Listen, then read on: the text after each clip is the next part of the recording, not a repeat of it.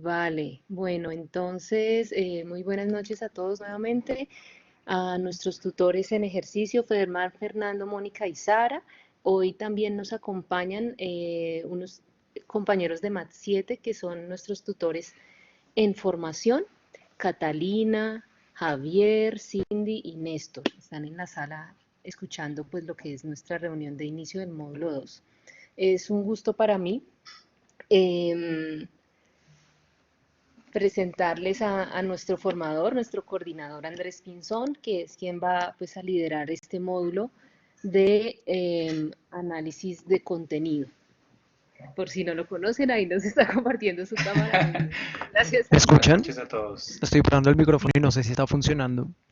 Sí te escuchamos, Fernando. ¿Tú nos escuchas a nosotros? Y yo no los escucho. Ay, Dios, Hola, hola Fernando. Nada. te escuchamos. Acá le estoy escribiendo. Bueno, ahora vemos si de pronto debo volver a cargar la página.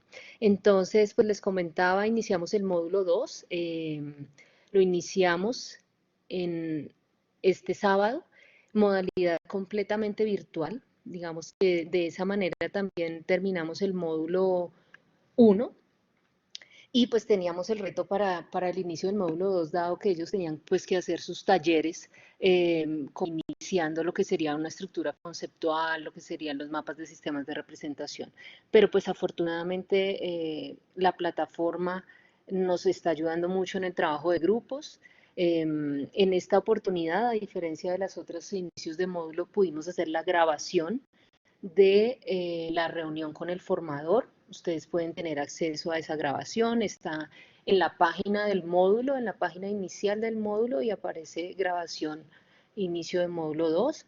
También está el enlace a los talleres, digamos a las aproximaciones que sus grupos ya hicieron de lo que serían las estructuras conceptuales y los mapas de sistemas de representación.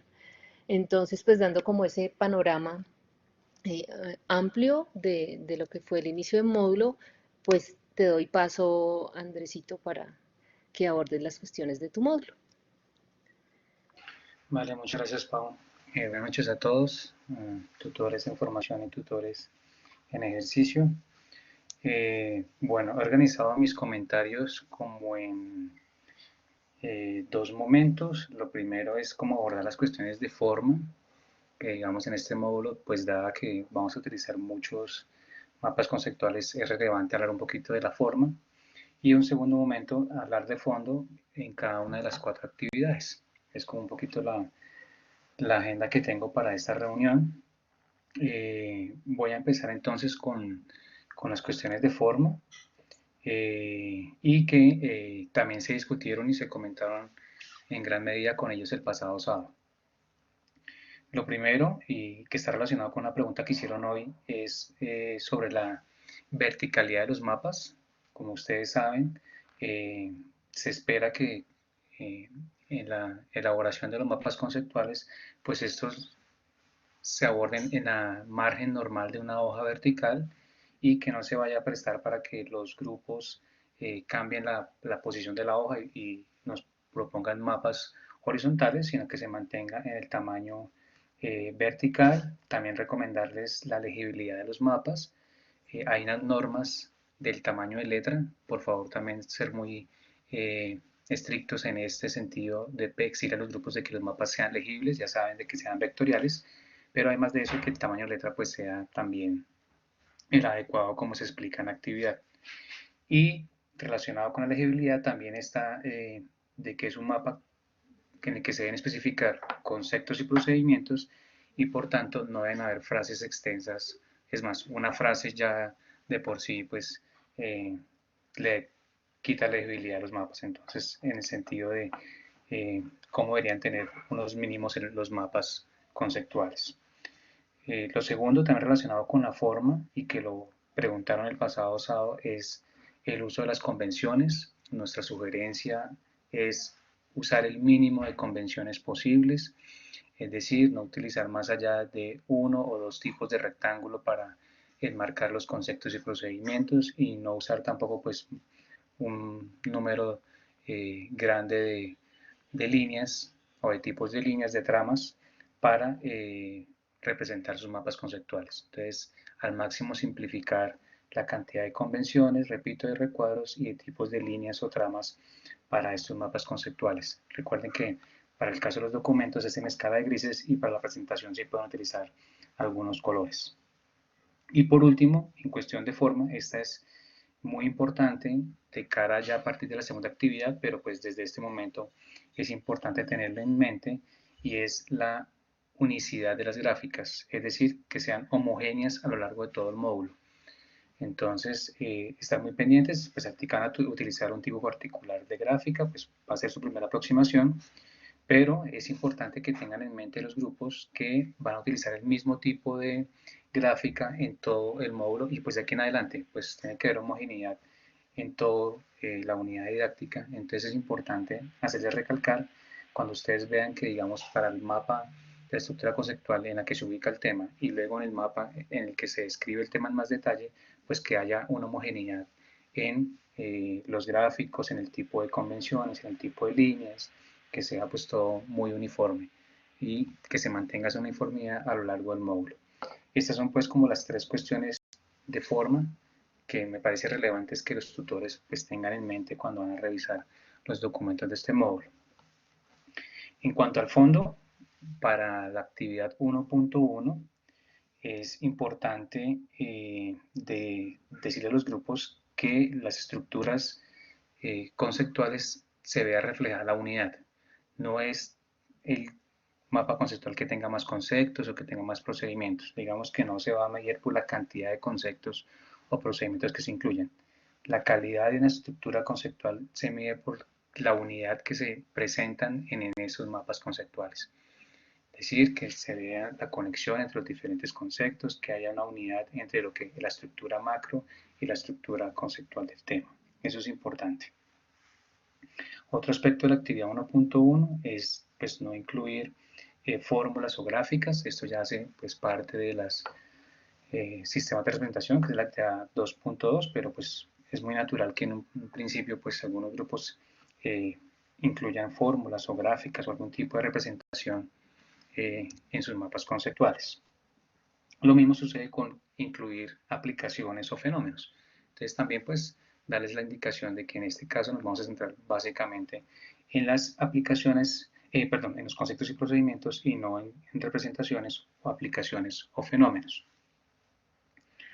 Y otro aspecto importante es algunos temas facilitan unos más que otros la inclusión del componente histórico. Entonces les hemos dicho que, digamos, para no saturar los mapas, esto se puede incluir cuando se está escribiendo el mapa, pues se puede hacer referencia a la parte histórica de cómo los conceptos o procedimientos han evolucionado. Esto aplica pues también para el sistema de representación y para los fenómenos, que de pronto la parte histórica es un poquito más difícil de incluir dentro de los mapas porque podrían saturar los mapas, pero cuando se describen estos es muy valioso pues hacer la conexión con lo histórico. Por último, y quizás algo muy relevante en la experiencia que hemos tenido durante el módulo 2, es que ojalá en esta primera aproximación a la estructura conceptual del tema se alcancen a identificar lo que pueden ser las subestructuras matemáticas. Esto para que luego cuando entremos a la actividad 2.3 se facilite ese proceso de organizar los fenómenos en función de las subestructuras matemáticas. Entonces es muy importante en esta primera aproximación de la actividad 1.1 de cuando se identifique la estructura matemática del tema, se encuentren esos grandes núcleos o esos grandes nodos que nos pueden dar pie para identificar la subestructura matemática dentro del tema. Y eso nos facilitará a futuro, en actividad 2.3, poder hacer los contextos fenomenológicos porque ya hemos identificado unas subestructuras dentro de nuestro tema. Entonces es muy importante también que ojalá en esta primera actividad se les pueda dar una manito a los grupos en el sentido de identificar como esas subestructuras dentro del tema matemático. Con eso cerraría pues las recomendaciones para la actividad 2.1. ¿Qué sería lo más relevante para la actividad 2.2? Relacionada con sistemas de representación. La clave en esta actividad es hacer énfasis en los tres criterios que se establecen en los apuntes para los sistemas de representación. Puntualmente lo decimos por 3 sistemas de representación que son un poquito complejos, por no decir problemáticos, pero que si no nos ajustamos a estos 3 criterios, nos puede dar para no hacer muy bien la actividad. Entonces, el primero, que casualmente lo discutimos el sábado también, es el sistema de representación verbal. Entonces, les hice mucho énfasis, pero también les recomiendo de que no es, quizás los temas no necesariamente se prestan para tener un sistema de representación verbal de manera evidente. Entonces, la invitación a ustedes como tutores es que no hay que forzar que se incluya este sistema de representación. Va a ser lo más normal de que los grupos quieran incluirlo, porque lo más intuitivo va a ser colocar cómo se lee lo gráfico, cómo se lee lo simbólico, como parte del sistema de representación verbal. Pues bien, aquí hay que hacerles énfasis en de que el lenguaje natural no siempre es, o más bien, los temas no siempre se pueden representar en el lenguaje natural como parte del sistema de representación verbal. Entonces, hacer énfasis en esos 3 criterios. Y también identificamos que el sistema de representación ejecutable o manipulativo también hay que hacerle énfasis en los 3 criterios, porque no es simplemente que en el ejecutable simplemente represento en una pantalla lo que estoy haciendo en un papel o lo que hago en el lenguaje simbólico, sino que deben verse claramente las normas y símbolos que nos permiten precisamente pues, establecer que es un sistema de representación. Esto también lo hablamos con ellos el sábado pasado, pero pues ustedes también como tutores pueden hacer ese énfasis, es decir, que sean los sistemas más relevantes y que cumplan con estos 3 criterios que se establecen en los apuntes. No se trata también de saturar todos los sistemas de representación simplemente pues, por querer cumplir con la actividad. Y también otro punto importante en actividad 2.2 es que se incluyan todos los sistemas de representación relevantes, aunque hoy en día no se usen. De aquí viene el componente histórico. Hay algunos sistemas de representación que han perdido vigencia pues por la evolución también de las ciencias y en este caso de las matemáticas, y hay sistemas de representación que en la actualidad no se usan. Pero invito a los tutores a que también les inciten a buscar en la historia sistemas de representación que quizás en el momento no se usan por X o Y razón, y pues que también son relevantes. Entonces, eso a nivel de actividad 2.2. ¿Qué es importante en actividad 2.3? Pues como les acabo de decir, pues poder conectar con las subestructuras que hayan podido identificar ya desde la actividad 2.1.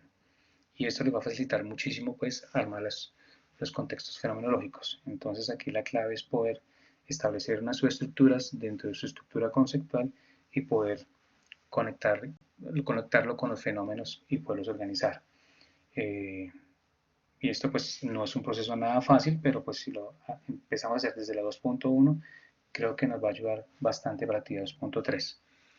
Y finalmente la 2.3, a ellos se les hace parte de la actividad pues identificar fenómenos dentro de los contextos de PISA, pero esto es lo menos relevante. En algunas versiones anteriores de MAT, pues los grupos, pues al ser una actividad relativamente sencilla, como que le dan más prioridad a esto, pero pues obviamente esto no es el punto central de la actividad 2.3, es un elemento más, pero lo que realmente deberíamos darle relevancia es a los contextos fenomenológicos. Y ya por último, para la actividad 2.4, como es esta resumen del análisis, pues lo más claro que se pide es que se pueda evidenciar la unidad y la coherencia de todo el análisis de contenido, que haya una coherencia con la estructura matemática, que haya una coherencia de estos elementos con los sistemas de representación y finalmente una coherencia con los fenómenos que han identificado como más relevantes para su tema. Esto es como muy puntual, las cuestiones claves tanto de forma como de fondo que considero primordial que los tutores hagan un énfasis para este módulo. Entonces dejo el espacio para si hay comentarios o preguntas de ustedes o si algún Pedro quiere ampliar alguna idea, también es la oportunidad para hacer esta intervención.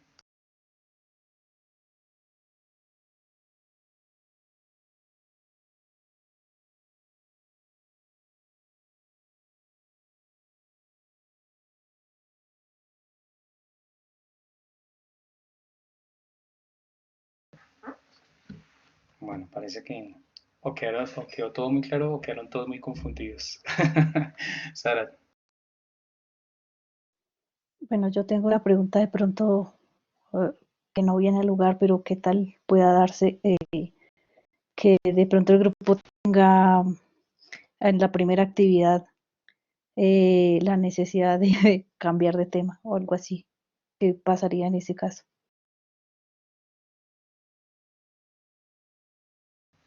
bueno, pues no lo hemos percibido por el momento. En ese caso, si llegase a darse, pues muy seguramente será motivo de análisis en el comité. Como ustedes saben, cuando los grupos formularon los temas en la actividad 1.4, esto lo decidimos con el comité académico, pues para mirar cuál es la mejor opción en el caso de la selección de un tema. Si llegase a dar esta situación en este borrador de la actividad 2.1, pues creo que sería necesario considerarlo en el siguiente comité para mirar qué es lo más viable, si mantener el tema o quizás, dada la necesidad o solicitud del grupo, pues mirar la posibilidad de un cambio de tema. Ese sería como el procedimiento a seguir, Sara. Vale, gracias.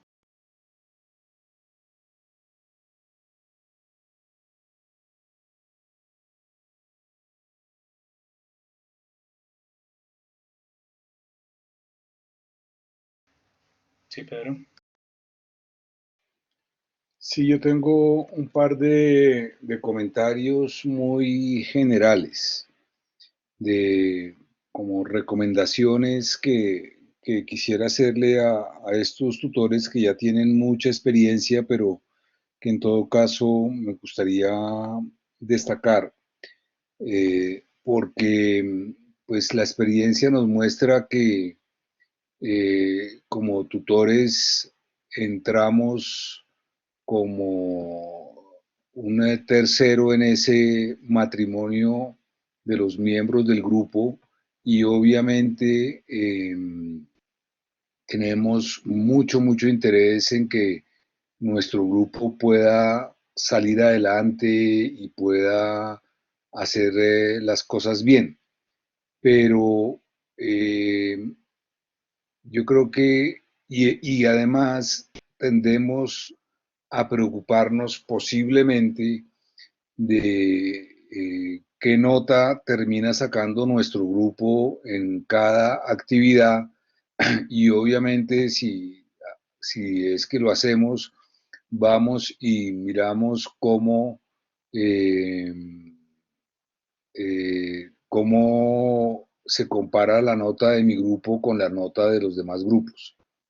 Entonces, ahí sí quiero pues recordarles y reiterarles que la nota del grupo de ninguna manera, sobre todo si la nota no es buena, representa la calidad del trabajo del tutor. Lo que nosotros como tutores estamos buscando es esencialmente que nuestros comentarios promuevan la discusión en el grupo y que esa discusión dé lugar a que el grupo aprenda y progrese. Entonces, eso lo podemos de pronto percibir si el grupo es relativamente pilo, porque al comparar el documento final con el documento borrador, vemos que hay progresos. Pero si el grupo o no le dedicó tiempo o decidió no estar de acuerdo con nuestros comentarios, pues puede que no percibamos un avance como el que hubiéramos querido del documento borrador al documento final, pero eso lo registramos en nuestra evaluación. Entonces, recomendación de no preocuparnos en extremo por la nota del grupo o por la calidad del trabajo final, sino por dos cosas. La más importante, que nuestros comentarios realmente promuevan el aprendizaje del grupo y dos, que ojalá apreciemos diferencias y cambios positivos entre el documento borrador y el documento final.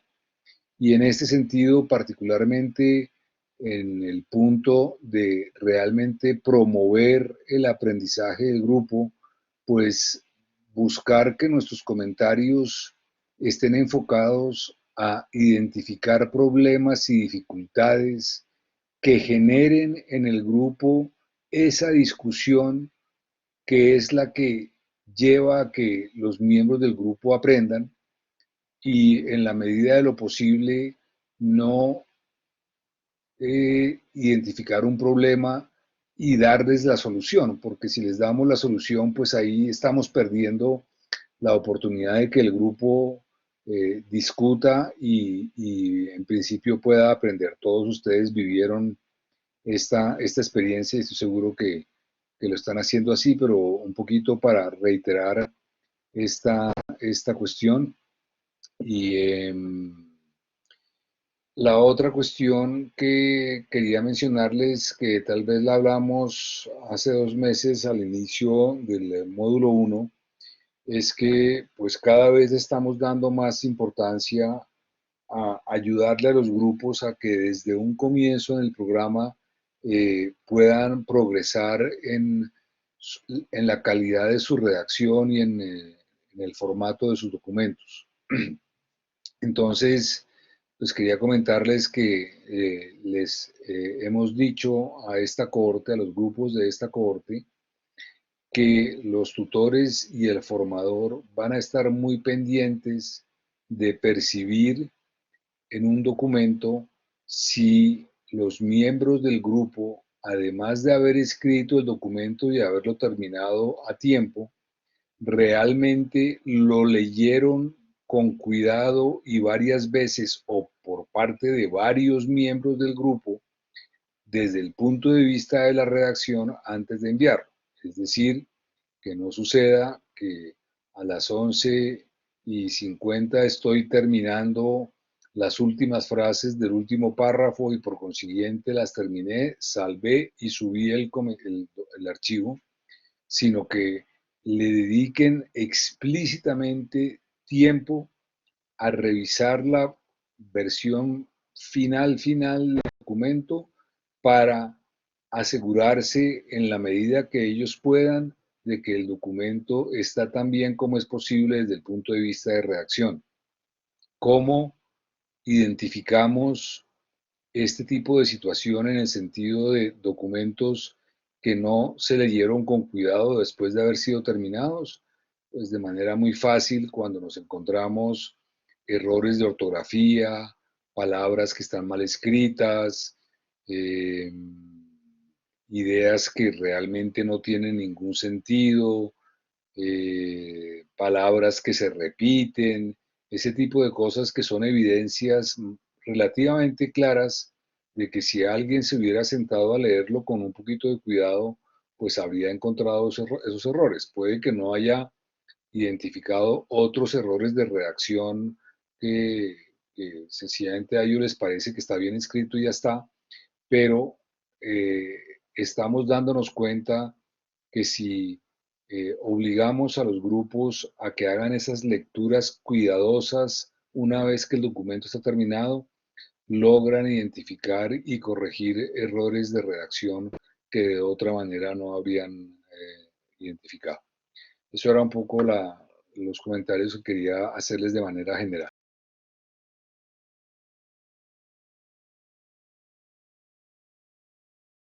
Sí, Sara. Es que tengo una pregunta a raíz de lo que dice el profesor Pedro, y es si de pronto con lo que ya vieron del trabajo de los tutores en el módulo 1, hay alguna sugerencia, una recomendación para las siguientes revisiones, pues aparte de las que él ya hizo. No sé, por ejemplo, que han visto que a uno le falte o se exceda en pedir cambios en el documento, algo así. La verdad no, Sara, porque no nos hemos puesto en el plan de revisar los comentarios de los tutores en ejercicio, pero como estas cuestiones han surgido en la discusión con los tutores en formación, algunos de los cuales están aquí presentes, pues nos pareció también importante traerlas a esta reunión. Pedro, sí quería pues agregar o profundizar en lo que tú les decías. Digamos que sabemos el interés tan grande que ustedes siempre tienen porque los grupos estén de la mejor manera, pero, pero sí procuremos no darles la receta. Digamos que nosotros ya hemos pasado por eso y a veces vemos que nuestro grupo está un poco colgado y queremos desmenuzarles para ayudarles, pero eso no necesariamente pues va a ayudar, o más bien genera mucho más trabajo de parte de ustedes y hay algo que se está dejando de lado, que es lo que Pedro dice, y es el momento en que como grupo nos sentamos a discutir, primero, a intentar comprender los comentarios del tutor y segundo, a tomar decisiones, más no a seguir las indicaciones. Entonces va más como por ese lado, digamos, las observaciones. No sé, Pedro, si tienes algo más para agregar. ¿No?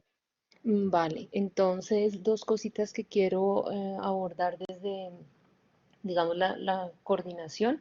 Una, pues hicimos la evaluación del módulo en la sesión de hace 15 días, perdón, de la actividad 1.4 y allí surgió una sugerencia como tal al programa y queríamos extenderla a ustedes y es cómo se debería hacer la rotación antes de conformar los grupos definitivos. Digamos que el esquema que siempre hemos utilizado es que en la sesión de inicio del módulo 1 hacemos unos talleres donde todos están rotando, donde no se conocen y al finalizar la sesión de inicio del módulo 1 los grupos generan sus grupos y les damos la opción de que entre la actividad 1.1 y 1.2 como que vean si sí se acoplaron o no y que puedan hacer cambios. Nunca ha sucedido eso, pero digamos que se da la posibilidad. Pero un estudiante nos da otra posibilidad y nos dice, ¿por qué no hacer grupos rotativos las actividades 1.1, 1.2, 1.3? Y que ya el grupo definitivo se inscriba, digamos, para lo que es el desarrollo de la actividad 1.4. Entonces, es algo que ya para esta corte pues no va a quedar definido, pero ahora que estamos los tutores en formación y los tutores en ejercicio, pues queríamos hacer como esta encuesta. Entonces, vamos a hacer uso de una herramienta aquí. Yo les estoy poniendo la encuesta a ver ustedes qué opinan de cómo se debería hacer esa rotación de los grupos. Entonces, eso, chévere.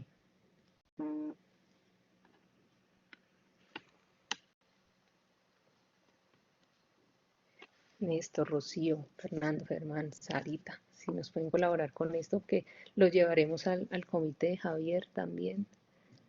Andrés,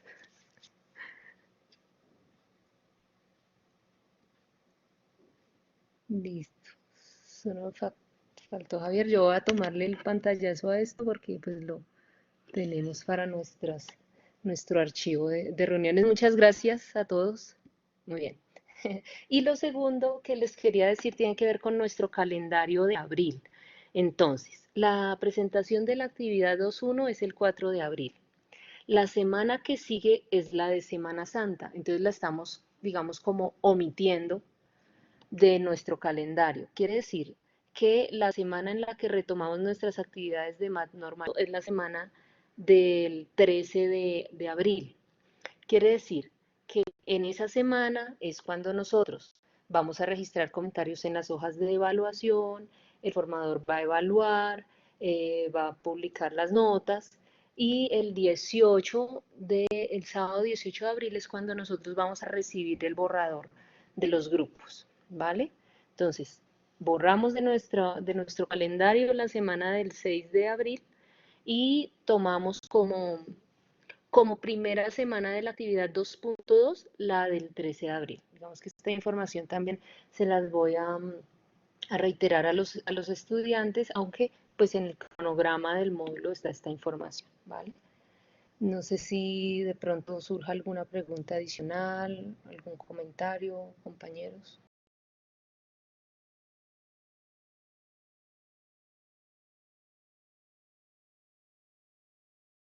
No, Pedro, Andrés, No, de mi parte nada más, todo ok, Pau. Sarita, vale. Listo, entonces pues agradecer como siempre su disposición y animarlos al trabajo que se está haciendo, que la corte es pequeñita, pero nos ha tenido muy contentos en cuanto a la dedicación que le están dando al esfuerzo que vemos en los estudiantes. Les deseo muchos éxitos, que se cuiden mucho y creo que Pedro tiene su micrófono abierto, le doy paso a él. No, pues también agradecerles y pues lo que acabas de decir, recomendarles que se cuiden mucho, que ojalá todos y toda la familia estén bien y que pues vayámonos adaptando a esta situación que no sabemos cuándo va a terminar para poder avanzar y poder trabajar tranquilamente. Muchos éxitos y cuídense, por favor.